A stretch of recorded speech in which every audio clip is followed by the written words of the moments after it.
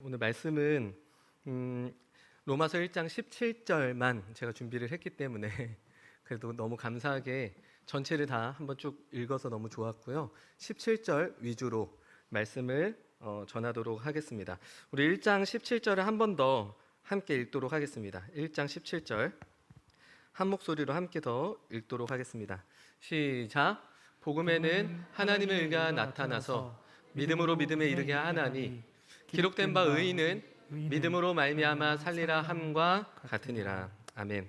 오늘 본문은 크게 세 부분으로 나누어서 우리가 생각해 볼 수 있습니다. 첫 번째는 하나님의 의입니다. 두 번째는 믿음이고요. 세 번째는 믿음으로 말미암은 삶에 대해서 함께 생각을 할 수 있습니다. 첫 번째로 하나님의 의에 대해서 함께 보겠습니다. 요한일서 1장 9절을 보면 우리가 우리의 죄를 자백하면 하나님께서 우리의 죄를 용서해 주신다. 우리의 모든 불의에서 깨끗하게 하실 것이다 라는 구절이 있습니다. 그렇다면 우리의 죄가 무엇입니까? 죄가 무엇입니까? 하나님을 거부하는 것이 죄입니다. 우리의 불의가 뭡니까? 우리의 불의는 하나님 앞에 신실하지 못한 것입니다. 인류의 현 주소가 어떻게 될까요? 인류는 죽음의 권세 아래 자유를 잃어버렸습니다. 그리고 두려움으로 가득 채워져서 살아갈 수밖에 없는 것, 이것이 인류의 현 주소입니다. 모든 것을 우리는 잃어버렸습니다. 하나님의 형상으로 만들어졌을 때 그때의 인간성이라는 게 있습니다. 그때 우리의 인격이라는 게 있어요. 그것들이 다 부패해졌고 아주 큰 타격을 입었죠. 그것이 우리의 현 주소입니다. 그래서 우리는 하나님을 거부하며 살아가는 것이죠. 그것이 죄고 하나님 앞에 신실하지 못하며 살아가는 것, 이것이 우리의 불의입니다. 누구도 이 문제를 해결할 수가 없습니다. 왜냐하면 인류는 죽음의 문제를 지금까지도 단 한 번도 해결을 한 적이 없습니다. 죽음을 우리가 해결할 수가 없죠. 그렇다 보니 죽음의 권세가 우리에게 늘 두려움으로 작용하여 하나님보다 다른 무엇인가를 더 우리는 섬기며 살아가도록 하는 것이 이 시대고 우리의 현 주소라는 것이죠. 이런 상황에서 우리가 죄를 고백하면, 우리가 하나님을 거부하며 살았고 하나님 앞에 신실하지 못했음을 우리가 고백한다면 하나님은 우리를 받아주신다고 말하는 것이 바로 이 장면이죠. 우리가 잘해서 받아주는 걸까요? 우리가 잘해서 받아줍니까? 아니면 우리가 그나마 죄를 고백했기 때문에 그 작은 부분이라도 하나님께서 보시고 그래 내가 용서해 줄게 라고 하셨을까요? 그렇지 않습니다. 하나님께서 우리를 받아주시기로 하신 거에는 그냥 감정적으로 아니면 그냥 대충 받아주신 것이 아니라 정확한 논거가 있다고 지난주에 말씀을 드렸습니다. 그 논거가 요한일서 2장에 나와 있듯이 예수님이 우리의 화목제물이 이미 되어주신 것이죠. 이에 대해서 하나님은 이 약속을 지키시기로 하셨고 하나님은 그분의 의로우심을 위해서 우리를 용서해 주시기로 하신 겁니다. 그러니까 우리가 죄를 자백했을 때 내가 죄를 자백했기 때문에 용서받은 게 아닙니다. 그렇게 어렵지 않습니다. 우리가 죄를 자백할 때 내가 잘해서 용서받은 게 아니라 예수님이 이미 화목제물로 우리를 위해서 죽으셨기 때문에 그걸 보고 하나님은 스스로 의로우신 분이시기에 우리를 용서하시기로 하신 것이죠. 하나님의 의로우심의 근거에서 하나님은 우리를 받아주신 것입니다. 그리고 이것이 하나님의 신실하심으로 이해할 수 있습니다. 왜냐하면 하나님이 이 약속을 지키셨어요. 하나님 가장 신실하셨죠. 그래서 우리에게 무엇을 요구하십니까? 내가 너희에게 신실했듯이 너희도 나에게 신실해라, 이걸 말씀하시죠. 로마서 3장 19절에서 22절을 함께 읽도록 하겠습니다. 시작. 우리가 알거니와 물은 율법이 말하는 바는 율법 아래에 있는 자들에게 말하는 것이니 이는 모든 입을 막고 온 세상으로 하나님의 심판 아래에 있게 하려 함이라. 그러므로 율법의 행위로 그의 앞에 의롭다 하심을 얻을 육체가 없나니 율법으로는 죄를 깨달음이라. 이제는 율법 외에 하나님의 한 의가 나타났으니 율법과 선지자들에게 증거를 받은 것이라.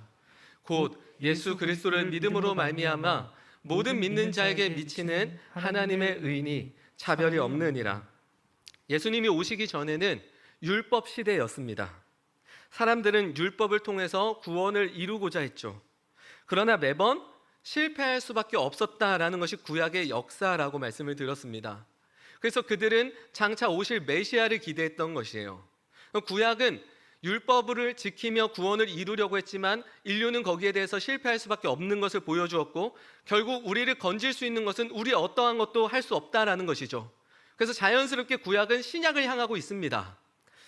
율법이라는 지도를 우리에게 줬습니다. 그리고 우리는 이것을 따라서 하나님 앞에 구원받은 자로 가려고 하지만 실상 우리는 맹인이었던 것이죠. 우리는 눈이 보이지 않아요. 그래서 아무리 좋은 지도를 갖다 줘도 그것을 보고 하나님 앞에 갈 수가 없는 게 우리라는 존재예요. 그런 우리에게 일어난 일이 무엇입니까? 눈을 뜨게 된 것입니다. 이제 눈을 뜨게 된 거예요. 하나님을 알고 나의 존재가 어떤 건지 이제 알고 인생이 무엇인지 이제 알게 된 것이죠. 그러니 이제 방향이 잡히는 것입니다. 그리고 이제 방식이 잡히죠. 내가 어떻게 살아갈 방향이 보이니 살아가는 방식은 알아서 따라오게 됩니다. 그리고 이 사실을 믿는 것이 기독교입니다. 우리의 현 주소에서부터 우리에게 어떤 은혜가 부어졌는지 보고 그걸 믿고 사는 것이 기독교죠. 그렇다면 우리가 어떻게 믿을 수 있을까? 이 질문을 해볼 수 있어요. 어떻게 믿을 수 있을까? 그 다음 부분에 이 부분이 잘 나와 있어요. 우리 다시 한번 보자면 복음에는 하나님의 의가 나타났습니다. 그렇죠? 그 다음 구절이 믿음으로 믿음에 이르게 한다라는 구절이 나와요. 이게 무슨 말입니까? 바로 믿음이 믿음을 만든다라는 뜻이에요. 믿음이 믿음을 만든다. 이렇게 생각을 해보려고 합니다. 믿음에 이르는 방식이 두 가지가 있습니다. 우리가 어떤 사실을 믿을 때 두 종류로 우리의 믿음이 받아들여지게 되는데 첫 번째 방식은 이겁니다. 의심하는 거예요. 의심의 과정을 통해서 증거를 많이 모으면 모을수록 믿음으로 갈 수가 있습니다. 그런 경우들이 있죠. 여기서 핵심이 뭡니까? 증거입니다. 증거를 많이 모을수록 우리의 기반은 단단해져서 그 믿음은 더 강력해지겠죠. 이런 예가 공부에 있습니다. 우리가 공부를 하다 보면 어떤 개념을 보게 됩니다. 그럼 그 개념이 처음부터 믿어집니까? 아니죠. 의심을 합니다. 이게 정말 맞는 건지 의심하고 또 의심해서 이렇게도 해보고 저렇게도 해보는 겁니다. 그리고 그 시간이 지나고 지나면서 어떤 것들이 쌓여져 갑니까? 증거가 쌓여져 가요. 이 개념이 정말 맞구나라는 게 쌓여져 갑니다. 그래서 이 증거가 이제 완전히 많이 쌓이면 어떻습니까? 이 개념을 이해하게 되고 믿게 되는 것이죠. 공부라는 거에 있어서 어떤 것을 우리가 받아들이고 믿는 데 있어서는요, 의심의 과정이 여기선 중요합니다. 그냥 받아들이는 게 아니라 왜 이렇게 되는지 보는 거죠. 다 아실 거예요. 공식이라는 게 있죠. 공식. 우리가 공식을 공부할 때 어떻게 합니까? 그냥 믿는 학생보다 그 공식이 왜 그렇게 나와지는지 이해하고 따져보고 의심해본 학생들이요, 그 공식을 더 잘 믿고 잘 쓸 수 있습니다. 그와 같아요. 두 번째 방식은 뭡니까? 우리는 두 번째 방식은 이겁니다. 오늘 말씀처럼 믿음으로 시작해서 믿음으로 가는 것이 있어요. 이게 어떤 겁니까? 그냥 내가 한번 믿어보자 하는 거예요. 첫 번째 방식은 증거를 찾고 의심을 해서 시작했다면 이 두 번째 방식은 신뢰로 시작해보는 겁니다. 한번 믿어나 보자, 그러고 시작하는 거죠. 이런 일들이 우리 일상에 충분히 있습니다. 예를 들면 대표적으로 결혼이 그렇습니다. 우리가 결혼하기 전날까지 이 사람과 내가 평생 함께 할 수 있을까 계속해서 증거를 찾고 의심하면 어떻게 될까요? 요즘 젊은 사람들이 많이 이렇게 하고 있죠. A라는 사람과 결혼을 해야 될까? B라는 사람이랑 결혼을 해야 될까? 아니면 A, B 둘 다 아니고 내가 또 다른 C를 찾아야 될까? 매일 의심하고 증거를 찾습니다. 그러니 어떤 일이 일어납니까? 결혼을 못합니다. 결혼은 그렇게 하면 못합니다. 의심하면 못해요. 식장 들어갈 때까지 계산하고 식장 들어갈 때까지 이 사람한테 내가 평생을 함께 할 수 있을까? 그 결혼이 어떻게 제대로 갈 수 있겠습니까? 결혼은 어떻게 하는 겁니까? 결혼하려면 그 사람 그냥 믿고 시작하는 겁니다. 뭐 없습니다. 그냥 믿는 것이죠. 의심이 아니라 신뢰가 필요한 거예요. 그리고 이 신뢰가 앞으로 장차 살아가면서 서로의 신뢰를 만들어내게 되죠. 우리가 결혼이라는 걸 할 때 이런 방식을 써야 됩니다. 믿음에 이르는 두 가지 방식을 소개해 드렸습니다. 중요한 것은 첫 번째 방식이 나빠, 두 번째 방식은 좋아, 이게 아니에요. 이 둘을 적절한 곳에 잘 사용하는 것이 중요합니다. 예를 들어 누군가가 여기에 투자하면 큰 돈을 벌 수 있다고 말한다면 요즘 대한민국의 30, 40대가 여기에 완전히 환장해 있습니다. 투자의 환장해 있죠. 그래서 영끌이라는 단어가 나오고 모든 걸 끌어모아서 투자하고 있지 않습니까? 근데 예를 들어 누군가 나에게 투자를 제안했어요. 그럼 우리는 그냥 믿습니까?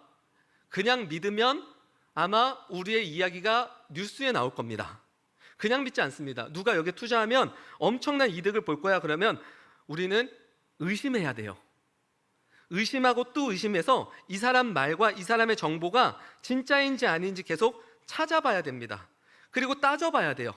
그리고 나서 어느 정도 증거가 모이고 이 사람의 말이 맞다고 싶으면 그때 믿을까 말까를 결정하는 것이죠. 이게 나쁜 일입니까? 이거 나쁜 거 아니죠. 그냥 믿는다라고 하면 이런 사람들은 절대 투자하시면 안 돼요. 절대 사업 같은 일을 하면 안 됩니다. 이런 일은 의심하며 믿는 방식을 선택해야 되는 게 맞는 겁니다. 반대로 사람과 사람 사이의 관계에서는 어떤 방식을 우리가 취해야 될까요? 우리가 의심을 통해서 관계를 시작하면 그 관계는 좋은 관계도 오히려 깨지게 되어 있습니다. 누군가를 의심하면서 관계를 시작해 보십시오. 그 관계 좋게 갈 수 없습니다. 부모와 자식 간의 관계가 이런 경우가 많습니다. 자녀들은 늘 부모님들에게 이런 얘기를 합니다. 제발 이번만 아빠, 이번만 엄마 나를 좀 믿어줘. 이런 장면이 언제 일어납니까? 아침 식사할 때 항상 일어나요. 그럼 부모님들은 식사도 항상 하는 말들이 있습니다. 내가 그때도 너를 믿었는데 네가 내 뒤통수를 몇 번 쳤는지 아냐? 이번에도 또 믿어달라고? 그래, 증거를 가지고 와봐. 내가 이번에 너를 믿기 위해서 한번 증거 좀 갖고 와봐. 그럼 내가 믿어볼게. 이러면 부모와 자식 간의 관계가 깨집니다. 깨져요. 어떻게 해야 됩니까? 믿어보는 거죠. 물론 그 아이가 범죄를 저지르려고 한다면 믿으면 안 돼요. 이게 범죄는요, 말려야지 믿을 게 아닙니다. 그런 경우를 제외하고는 속더라도 믿는 것입니다. 그러면 이 아이를 믿어주는 것이 오히려 그 관계가 더 건강하게 커져갈 경우가 더 많습니다. 그리고 더 길게 보자면 그게 그 아이한테도 부모님이 원하시는 것들대로 갈 가능성이 더 높고요. 뭐 더 말씀드리기는 어렵지만 이제 우리의 주제인 신앙에 대해서 좀 얘기를 해보려고 합니다. 신앙에서 말하는 믿음은 어떤 방식으로 해야 될까요? 우리가 믿는다라고 해요. 기독교에서 믿는다라는 말을 씁니다. 우리는 어떤 방식으로 믿을까요? 기독교에서 믿는다는 것은 첫 번째 방식이 아니라 두 번째 방식입니다. 믿음으로 믿음에 이르게 되는 것이죠. 간혹 신앙에 대해서 이야기를 하면 증거를 모으는 사람들이 간혹가다 있습니다. 창조론으로 시작해서 신이 있다는 증명에 모든 것을 걸어 신앙생활을 하려고 하는 사람들이 있죠. 주변에 가끔 그런 분들이 있어요. 이 사람들이 나쁜 의도는 아닙니다. 그분들이 믿음이 없다는 게 아니에요. 그분들은 접근이 잘못된 겁니다. 그런 사람들 한번 잘 관찰해 보시면 신앙적으로 성숙해져 가는 모습이 매우 힘들다라는 걸 보게 될 거예요. 왜요? 신앙 그렇게 하는 거 아니거든요. 제가 청년부 시절 때 수련회에서 새로운 한 동생이 있었어요. 1살 어렸는데 그 친구가 숭실대학교 법학과를 나왔습니다. 그러니까 인문학적 소양이 대단했고 자기 주관이 뚜렷했던 학생이었어요. 근데 수련회 때 처음 교회를 나오게 된 것이었고 2박 3일 정도 수련회 끝나고 나서 새로운 사람들을 소개하고 어떤 소감들을 듣기 시작했는데 나와서 처음 하는 말이 이거였습니다. 제가 노아의 방주에 대해서 지금도 이해가 되지 않고 이게 진짜 사실인지 실제인지 모르겠습니다. 솔직히 하나님의 창조에 대해서도 따져볼 것도 너무 많고 이게 진짜 받아들일 수 있는 건지 모르겠습니다. 라고 시작을 했어요. 신앙을 이렇게 시작할 수는 있어요. 이것이 믿음이 없는 게 아니에요. 하지만 그걸로 끝까지 가면 그 사람의 신앙은 성숙하게 갈 수가 없습니다. 너무나 다행스럽게도 제가 군대 전역하고 그 청년부에 다시 돌아왔을 때 그 학생은 완전히 다른 모습으로 하나님을 믿기 시작했어요. 제가 군대에 있을 때 편지까지 왔습니다. 뭐 형님이라 불러요. 1살 차이인데도 부담스럽게 형님, 제가 읽어볼 수 있는 뭐 신학적 책들 좀 소개 좀 해주십시오. 그래서 저도 뭐 나름대로 제가 읽지도 못한 책을 추천해줬죠. 저를 높이 만들고 싶어가지고 이런 책 저런 책. 근데 저는 뭐 읽지도 못한 책을 그 친구는 다 읽어요. 실력이 있는 친구니까. 그래서 대단하다 생각을 했어요. 하지만 나중에 만났을 땐 바뀌었어요. 그렇게 신앙생활을 하지 않았어요. 하나님을 믿는 것에서부터 시작을 했죠. 그러자 그 학생은 놀랍게도 그 청년부의 회장으로 자리를 맡으면서 물론 회장이라는 자리가 믿음을 대신하진 않지만 어느 정도는 그 학생에게 어느 정도 믿음의 성숙이 있었다라고 보여지는 부분들이에요. 그래서 앞으로 그 청년부 안에서 참 잘 이끌고 갔던 모습들을 볼 수 있었습니다. 신앙이라는 거는 어떤 교리를 공부하는 것 가지고 우리가 믿음으로 가는 것이 아닙니다. 이런 종류의 일들은 우리 신앙에 있어서 뭡니까? 그냥 뭔가 공부해보고 뭔가 따져보고 이런 거는요 신앙으로 확 가는 길은 아니에요. 하지만 우리 신앙에 뭔가 모난 돌들이나 자갈이 있다면 그걸 치우는 정도, 그 정도의 일들인 거예요. 그게 우리 신앙의 진짜 이런 길은 아니라는 것이죠. 필요 없다고 말씀드리는 것은 아닙니다. 필요합니다. 하지만 그것이 신앙의 좋은 방식은 아니라는 거죠. 증거를 모으고 기반을 만드는 것이 신앙이라고 한번 생각을 해보십시오. 그러면 우리의 믿음은 실력에 따라 결정이 되게 됩니다. 누군가는 기독교에 대해서 증거를 잘 모으고 잘 정리한 사람은 믿음이 좋을 것이고 누군가는 이걸 잘 정리하지 못하고 증거를 못 찾은 사람은 믿음이 없을 거 아닙니까? 그러면 로마서 말씀에 위배됩니다. 모순이 생겨요. 로마서에서 뭐라 나옵니까? 하나님의 의는 차별이 없다라고 합니다. 어린아이나 어른까지 차별이 없다라는 거예요. 이거는 지식과 정보로 하는 게 아니라는 거죠. 이건 믿음으로 하는 겁니다. 기독교는 믿음으로 하는 거예요. 그리고 그 믿음이 우리를 믿음으로 이끌고 가는 것이죠. 그것이 오늘 본문의 핵심입니다. 우리가 이 부분을 더 이해하기 위해서 마가복음 9장에 있는 이야기를 좀 생각해 보려고 합니다. 마가복음 9장을 보면 귀신 들린 아이의 아버지가 나옵니다. 이 아버지는 이 아이를 어떻게든 치료하고 싶어서 이곳저곳을 다 돌아다니다가 예수님에 대해서 듣고 예수님께 갔던 사람이에요. 그리고 그 예수님께 이제 이 아이를 제발 좀 고쳐달라고 말을 하죠. 그때 예수님께서 무슨 말씀을 하십니까? 할 수 있거든이 무슨 말이냐? 믿는 자에게 능히 하지 못할 것이 없느니라, 이런 말씀을 하세요. 우리가 이 한 구절만 놓고 보면 너무 잘 알고 있는 구절이죠. 이 한 구절을 너무 잘 알고 있어요. 왜요? 이곳저곳에 다 갖다 붙여서 사용했잖아요. 언제 합니까? 입시, 시험 보기 전에 믿는 자가 능치 못할 게 뭐가 있냐? 취업. 믿는 자에게 능치 못할 게 뭐가 있냐? 이건 완전히 기독교를 세속주의와 혼합해서 잘못 해석한 거죠. 그렇게 해석하면 안 됩니다. 이 말은 지금 귀신 들린 아이의 아버지와 예수님과의 그 장면에서 나온 이야기지, 이걸 일반화해서는 안 된다라는 거예요. 자꾸 이걸 가지고 와서 일반화해서 이거를 공식처럼 써먹는다? 안 된다라는 겁니다. 자, 더 들어가 볼게요. 예수님께서 이렇게 말씀하자 그때 이 아버지가 뭐라고 대답하는지, 이게 핵심인데요. 여기를 좀 말씀을 드릴게요. 이렇게 이야기를 합니다. 곧 그 아이의 아버지가 소리를 질러, 얼마나 절박했으면 소리를 질렀겠어요? 이르되 내가 믿나이다, 이렇게 말을 해요. 예수님께. 무슨 말을 해요? 예수님, 당신이 내 아이를 고칠 수 있는 여러 가지 증거를, 이런 얘기 안 합니다. 한마디예요. 내가 믿나이다, 이렇게 시작을 하죠. 그 다음 나오는 구절이 더 중요한데요. 내가 믿나이다, 나의 믿음 없는 것을, 이렇게 시작을 해요. 곧바로 뭐라고 얘기해요? 내가 믿겠다 말해요. 그럼 믿음이 있는 것 같잖아요. 하지만 뒤에는 나의 믿음 없는 것을, 이렇게 얘기를 하죠. 이게 우리의 현실이에요. 하지만 이 사람은 용기를 냅니다. 그 다음 마지막 세 번째 이 사람의 멘트가 중요한데 이렇게 얘기합니다. 나의 믿음 없는 것을 도와주소서. 도와주소서. 이 아버지는 예수님을 믿는 믿음이 필요했어요. 그러나 자신에게는 이 믿음이 없다는 것을 알았어요. 그때 무슨 고백을 합니까? 내 믿음을 도와주십시오, 이렇게 요청을 하죠. 이게 바로 믿음이 믿음을 만드는 과정이라는 거예요. 믿음이 믿음을 만드는 과정. 우리에게 요구되는 것이 바로 이것입니다. 나의 믿음 없는 현실을 보는 거예요. 우리의 현실을 보는 겁니다. 그리고 그 속에서 예수님을 믿기로 작정하며 그 믿음을 도와달라고 하는 것이죠.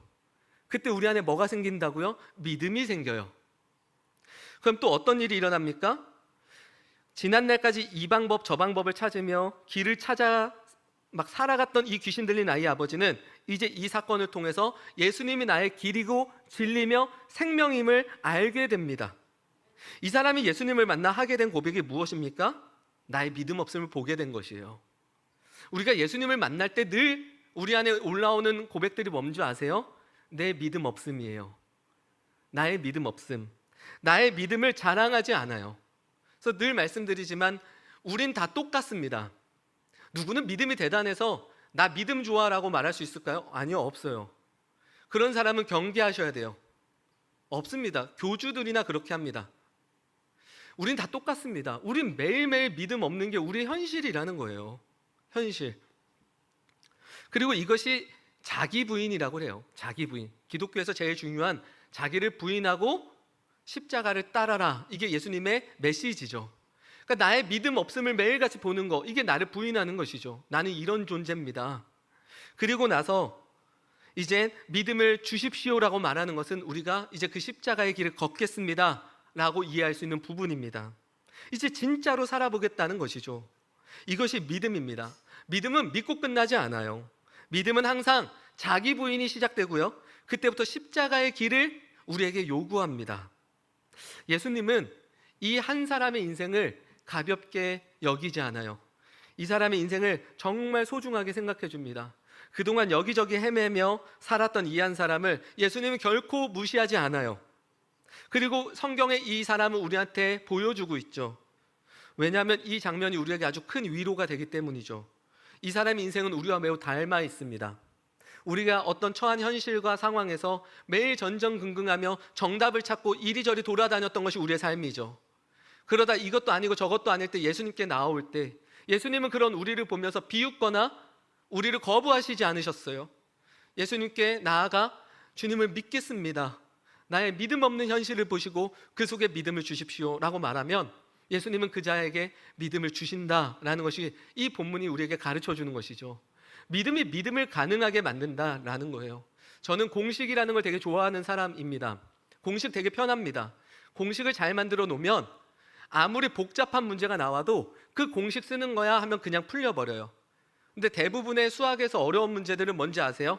공식을 못 쓰게끔 계속 복잡하게 꼬아놔요. 그래서 학생들은 이게 이 공식을 쓰면 되는 건데 속습니다. 그 공식을 생각을 못 해요. 그래서 다른 데로 막 치우쳐서 가다가 결국 해결을 못 하는 거죠. 근데 공식이 왜 좋아요? 이게 뭔지만 알면 그냥 바로 공식을 넣으면 끝이거든요. 그럼 다 풀립니다. 제가 성도님들께 말씀드리고 싶은 거는 우리가 스스로 믿음 있다라고 말하는 것은 매우 위험하다라는 거예요. 그래서 저는 집에서 생각을 해봤어요. 어떻게 내 자신을 바라보는 게 가장 그래도 괜찮을까? 스스로를 믿음 있다라고 생각하면요, 믿음이 없어지면 큰일 나는 거예요. 근데 내 스스로를 믿음이 없다라고 생각하고 시작하면 그 다음은 어떤 장면이 기다리고 있을까요? 믿음을 주십시오라는 고백이 시작될 수 있어요. 뭐가 더 괜찮을 것 같아요? 이건 뭐 진리도 아니고 성경도 아니에요. 제 잔머리입니다. 하지만 전 이 공식을 세웠어요. 하나님, 전 믿음이 없습니다. 전 이 고백으로 늘 하나님께 나아가면 그래도 좀 덜 헷갈리겠다. 그리고 그때 나는 하나님께 믿음을 매일 구할 수 있지 않을까. 이것입니다. 우리가 이 믿음 없는 현실을 바라보며 하나님께 믿음을 구할 때 하나님은 우리의 믿음을 그때부터 만들어 가신다라는 것이 핵심입니다. 그렇다면 우리가 믿는다고 할 때 무엇을 믿는 것일까요? 이 세 가지 정도로만 같이 좀 나누고 마무리를 하려고 합니다. 우리가 믿는다라는 말을 쓰죠. 그럼 믿는다는 게 무엇을 믿는 것일까요? 첫 번째는 이겁니다. 하나님의 창조를 믿는 거예요. 하나님의 창조. 창조가 무엇입니까? 흑암. 흑암이라는 것은 당시 히브리 사람들에게는 무질서를 뜻해요. 공허한 곳이죠. 아무것도 없는 무질서인 곳에 하나님은 하나님의 진리를 세우신 것입니다. 그게 창조예요. 우리가 창조에 대해서 좋지 않은 접근 중 하나가 그 사건 하나하나의 순서를 외우려고 했던 것이에요. 그리고 그 사건이 실제냐 아니냐 이걸 자꾸 따지고 들었던 거예요. 그거는 창조의 메시지를 정말 우리가 축소시켜버리는 거예요. 창세기는 하나의 사실 전달만을 위한 책이 아닙니다. 창세기는 묵시라는 책이에요. 묵시는 뭡니까? 비유예요. 이 창세기를 쓴 첫 번째 독자, 이 창세기의 첫 번째 독자가 누구예요? 우리가 아니에요. 이 당시 살아갔던 히브리인들이에요. 그럼 하나님은 모세를 통해서 히브리 사람들에게 무엇을 가르쳐주고 싶었을까요? 세상은 무질서였지만 그곳에 하나님의 진리로 시작됐어. 이게 창조라는 거예요. 사람들이 이 세계가 어디에서 시작해서 어디로 갔는지 다들 설명하고 싶었어요. 거기에 대해서 하나님 뭐라 말씀합니까? 이 무질서인 세상에 하나님이 진리로 들어오셔서 진리의 공간을 우리에게 만드셨다라는 거죠. 세상은 진리로 시작했다라는 것이 이 창조에 담겨져 있는 메시지고 의미입니다. 그래서 우리가 믿음으로 살아간다, 우리가 믿는다라고 할 때 뭘 믿는 겁니까? 세상은 선이 있다라는 거예요. 세상은 악이 존재한다라는 거예요. 선과 악이 있다라는 거죠. 그리고 그것을 분명하게 인지하고 살아가는 것이 믿는 겁니다. 진리를 붙들고 살아가는 것, 그것이 선입니다. 진리를 거부하거나 없다고 말하며 살아가는 것, 이것이 악입니다. 그래서 믿음으로 살아가는 것은 진리를 추구하는 거고 진리대로 살아내고자 하는 것이 믿는 사람들의 삶인 것이죠. 우린 그걸 믿는 거예요. 세상은 막 살고 그냥 지어진 게 아니라 세상은 진리로부터 시작했다는 걸 믿는 거죠. 그 진리의 하나님을 믿는 겁니다. 그래서 거기서 내가 어떻게 진리의 싸움을 싸우며 살아갈 수 있을까? 이것이 믿음이죠. 가짜로 가득 채워진 이 세상에서 내 진리를, 하나님의 이 진리를 마음 구석에만 넣어두고 상황에 따라, 환경에 따라 살아가는 것이 아닙니다. 두렵고 어렵더라도 옳은 대로 살아가려고 하는 것이죠. 이 모습을 예수님이 우리에게 가장 잘 보여주십니다. 예수님은 자신의 죽음 앞에 재판받는 그 장면에서도 말 한마디만 그냥 잘 하셨으면 풀려나실 수 있었어요. 그러나 예수님 그 길로 걸어가시지 않으시죠. 예수님은 정확한 진리를 알고 계셨고 그 진리를 추구하며 그곳에서 예수님은 당당하게 진리를 외칩니다. 그것이 예수님이 우리에게 보여주신 장면이죠. 우리는 무엇을 믿습니까? 우리가 믿는다라고 할 때는 바로 이 진리의 하나님을 믿는 것입니다. 세상은 진리가 존재한다는 것이고 이 진리를 붙들고 살아가는 것이 우리가 믿는다라는 것입니다. 두 번째는 우리가 무엇을 믿는 것입니까? 예수님의 십자가만 우리를 구원할 수 있다라는 것을 믿는 거예요.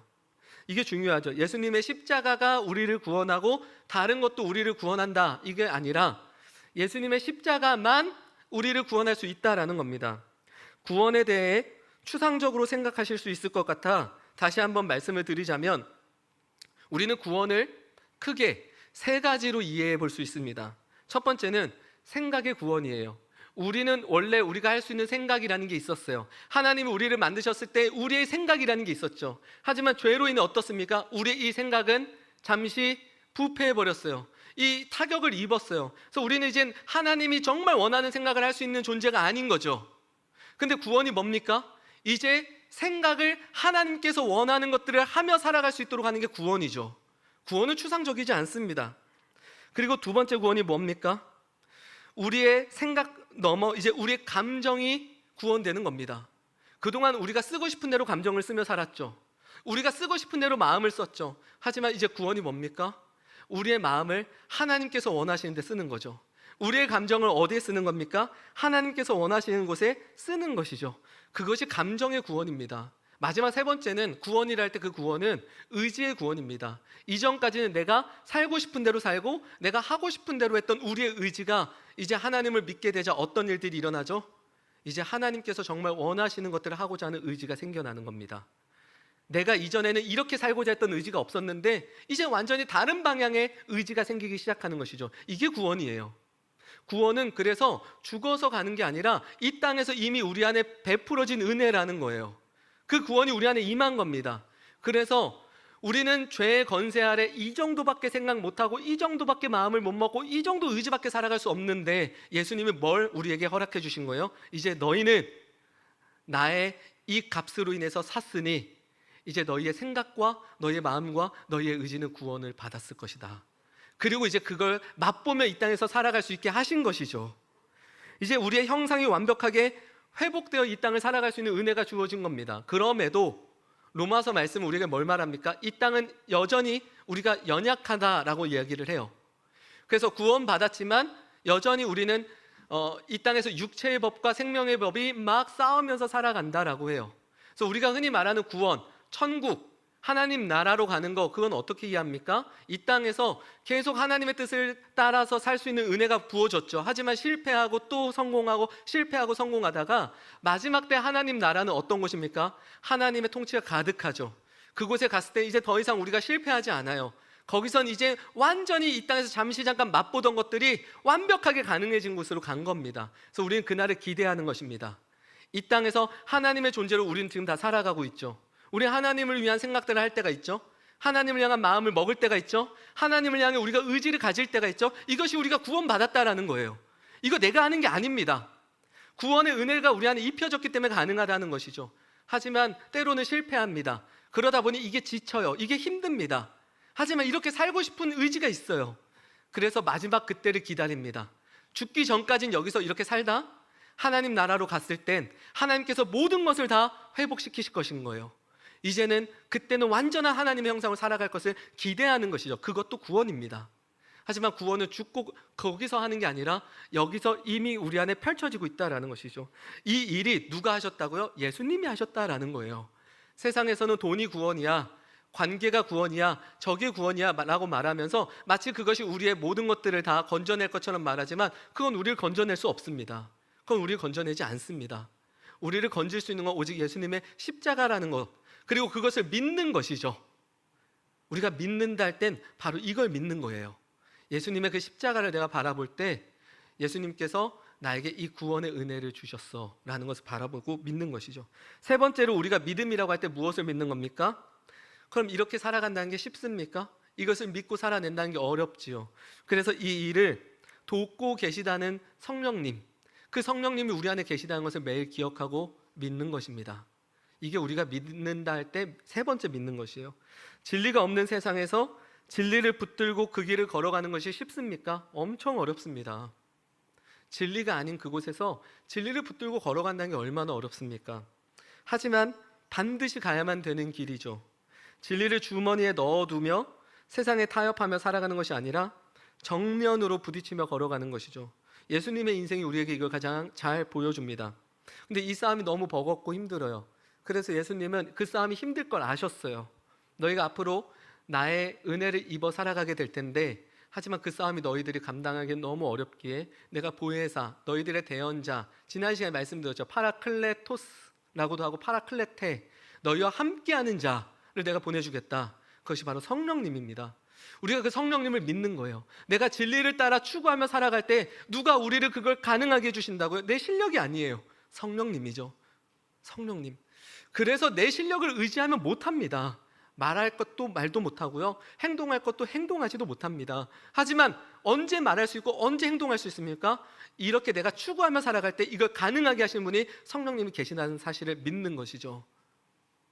그 믿음이 필요해요. 그래서 때로는 조직 안에서 그것들을 해내셔야 될 때가 있습니다.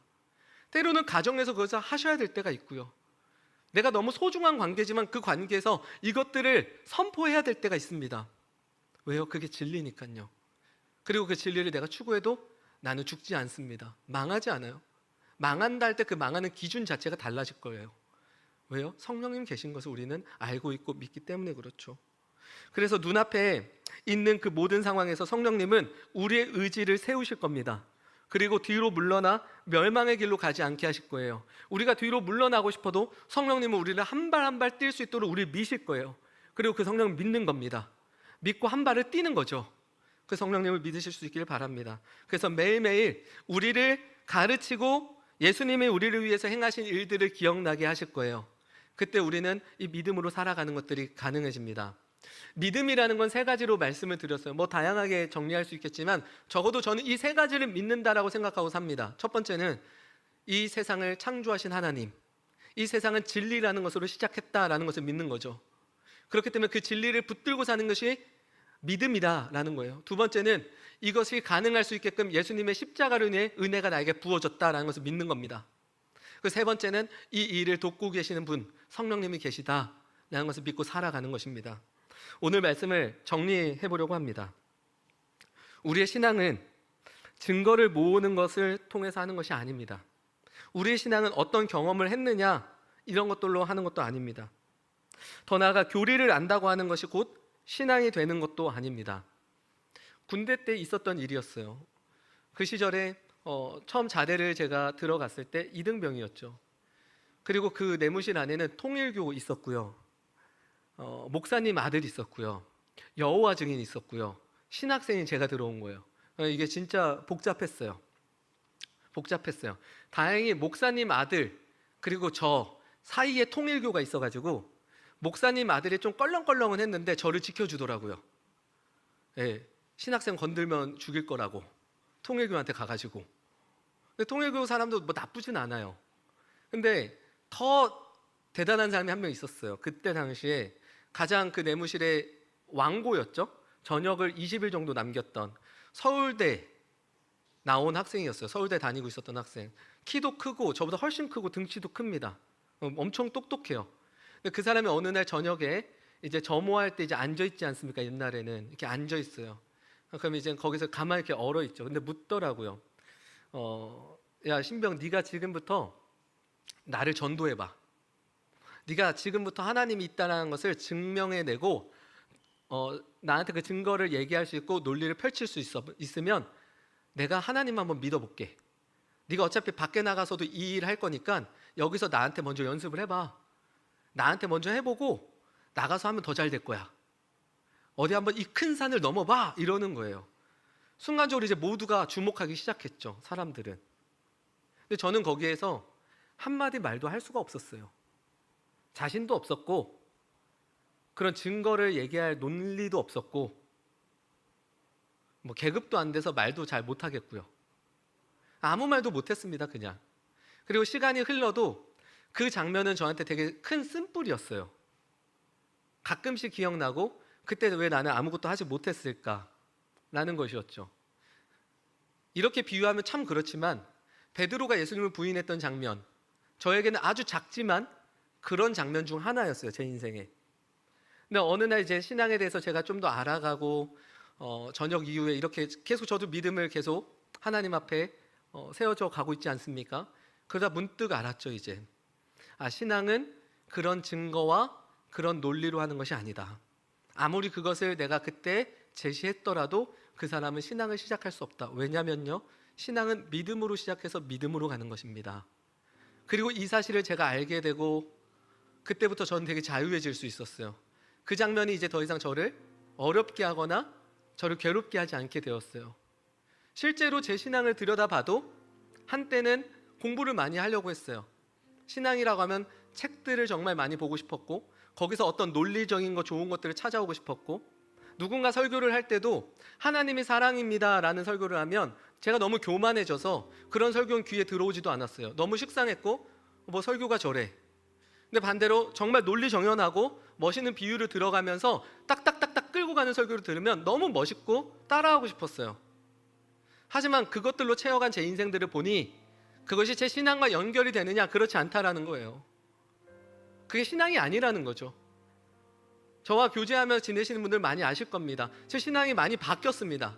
바뀐 것 중 하나가 뭡니까? 믿음으로 시작해서 그래요. 믿음으로.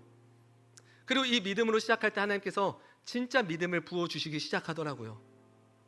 더 맞아 보이는 거, 더 좋아 보이는 것들을 찾고 나섰던 그 모습에서 멈춰 이젠 하나님을 그저 믿기로 할 때 하나님께서 우리 안에 다가오셔서 인격적인 만남이 그때부터 시작이 됩니다. 우리가 하나님을 믿음으로 시작할 때 우리 안에 뭐가 일어납니까? 하나님과 인격적인 만남이 시작돼요. 그리고 그 인격적인 만남은 그동안 어떠한 것들을 해도 바뀌지 않았던 내가 바뀌기 시작해요. 자존감이 낮아서 매일 열등 의식에 사로잡혀서 나를 매일같이 평가하고 살아갔던 그곳에서 이제 벗어나기 시작하죠. 벗어나기 시작해요. 다른 사람들의 눈에 그렇게 초점을 맞추며 내 인생을 맞추며 살아갔던 것에서 벗어나기 시작해요.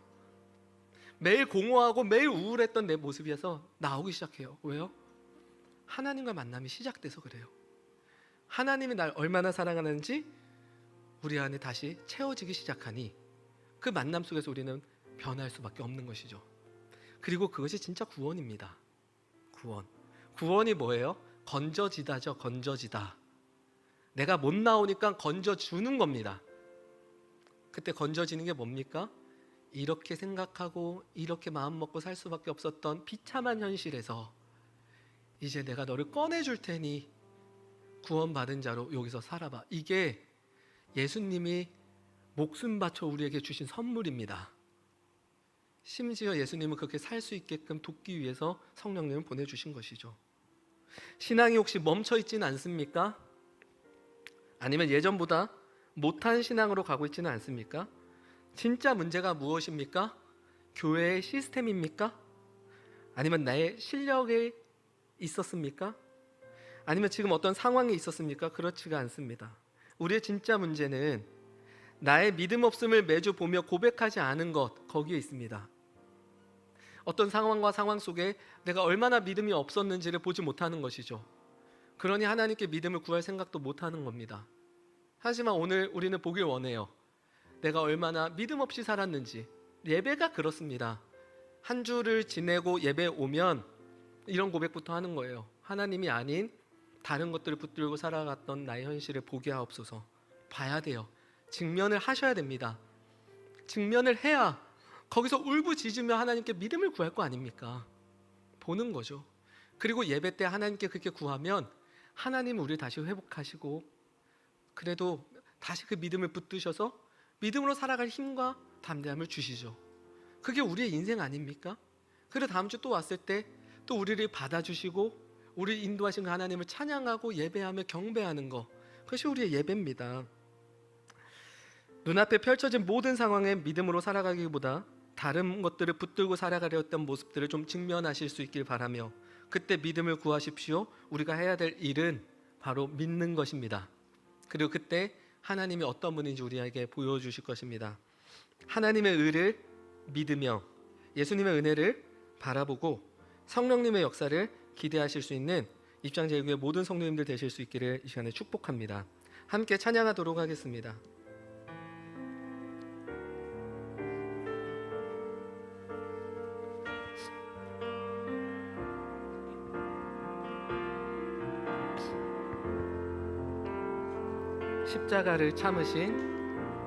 십자가를 참으신 어린 양 예수, 내 죄 씻어 주시고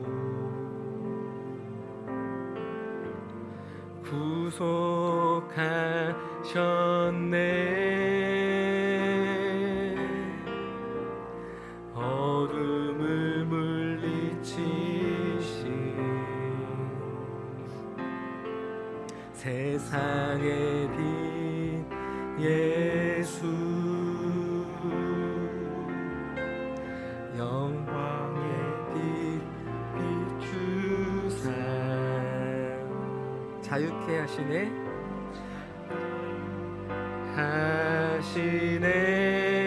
우리 처음부터 한 번 더 고백하겠습니다.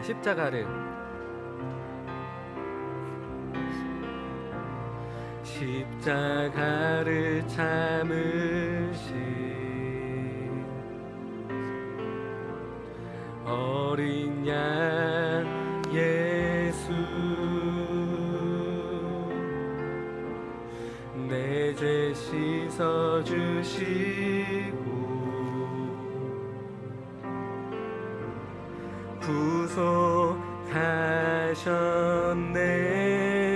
구속하셨네. 어둠을 물리치신 세상의 빛 예수, 영광의 빛 비추사 우리를 자유케 하셨습니다. 자유케 하시네.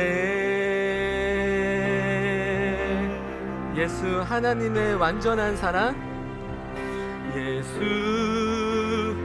하나님의 완전한 사랑, 예수 하나님의 값없는 은혜, 예수 하나님의 놀라운 지혜, 아름다운 그 이름 예수.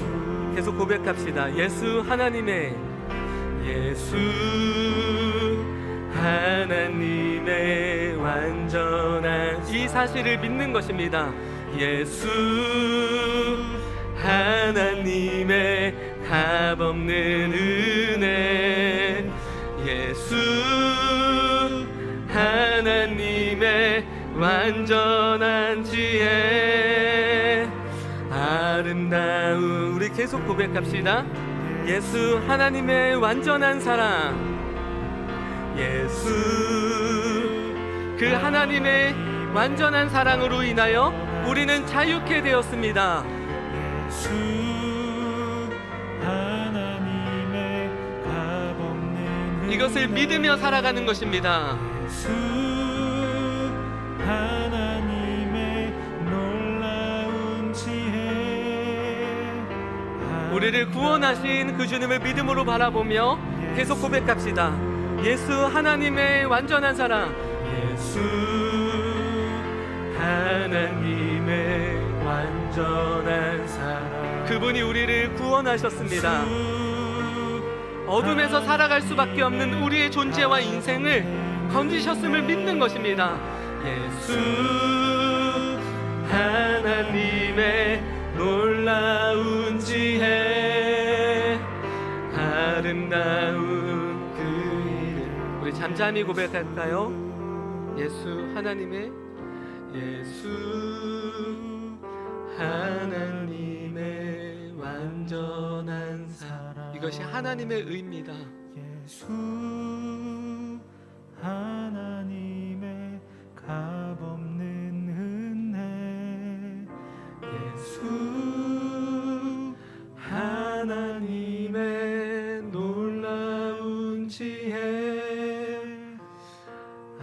아름다운 그 이름. 예, 우리 마지막으로 한 번 더 고백할까요? 예수 하나님의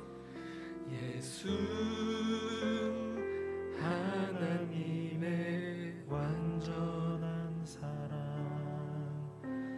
예수 하나님의 값없는 은혜 예수 하나님의 놀라운 지혜 아름다운 그 이름 예수. 제가 기도하겠습니다. 하나님, 어둠에 갇혀 헤맬 수밖에 없는 우리의 존재와 인생 가운데 빛으로 찾아오신 그 예수님을 오늘도 믿음으로 바라봅니다.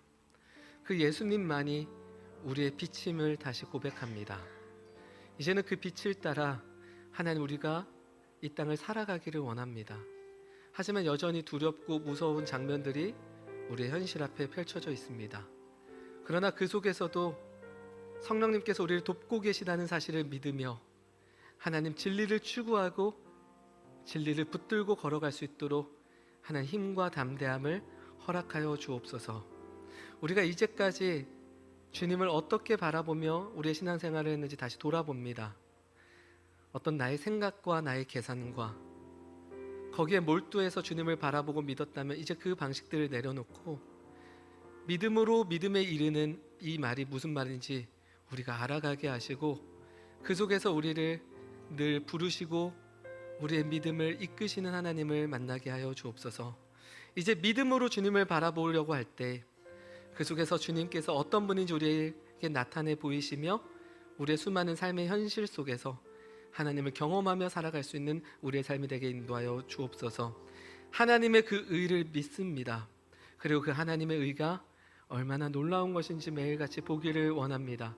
또한 예수님의 그 은혜로 말미암아 우리 앞에 어떤 것들이 펼쳐졌는지를 하나님, 우리는 이제 알았습니다.